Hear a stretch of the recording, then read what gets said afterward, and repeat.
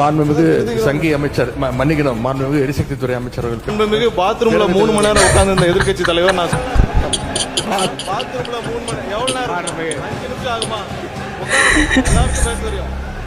எல்லாருக்கும் பேச தெரியும் உட்காருங்க. பாத்ரூம்ல 3 மணி நேரம் உட்கார்ந்து இருந்த எதிர்க்கட்சி தலைவர் சொல்றதுக்கு 5 நிமிஷம் ஆகாது. சொல்லிடுவேன்ட்டு அத்தனை வாட்டி பாத்ரூம் சொல்லிட்டாரு நம்ம நிர்மல் அவரு. டெய்லி சட்டசபையில டிவிக்கு ஆட்கள் கிட்ட அசிங்கம் பண்ணுன்ட்டு ஸ்டாலின் ஐயா டிஎம்கே ஆட்களை சட்டசபைக்கு அனுப்பிட்டு இருக்காரு.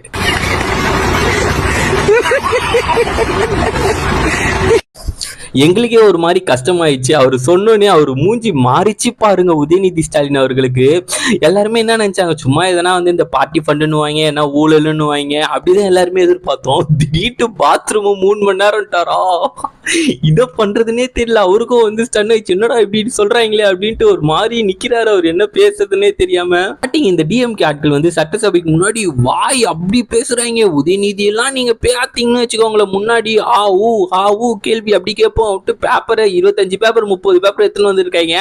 ஆனா வந்து அங்க போட்டு அடிக்கிறது டிவிக்கு ஆட்கள் தான் போட்டு அடிச்சுன்னு இருக்காங்க. டிஎம்கே ஆட்களை எப்படி சொன்னாலும் வந்து டிவிகே சைட்ல இருந்து தாய்க்கிறாங்க. உதயநிதி ஸ்டாலின் அவர்கள் வந்து ஜோசியம் அப்படின்னு சொல்லி ஏதோ ஒண்ணு வாய் விட்டாரு. அதுக்கு வந்து நம்ம நிர்மல் அவர்கள் வந்து கருணாநிதி ஐயாவை வந்து போட்டு தாக்குறாரு. ஒரு சைடு போட்டு தாக்கிட்டே இருக்காங்க. பாவம் அப்பாவை காணோன்றாங்க, திடீர்னு கருணாநிதி ஐயாவை தாக்குறாங்க. பாவம் ஒரு சைடு பாத்ரூம் சொல்லி உதயநிதி அவர்களை தாக்குறாங்க. பாவம் டோட்டல் ஃபேமிலியை டேமேஜ் பண்ணிடுறாங்க இவங்க.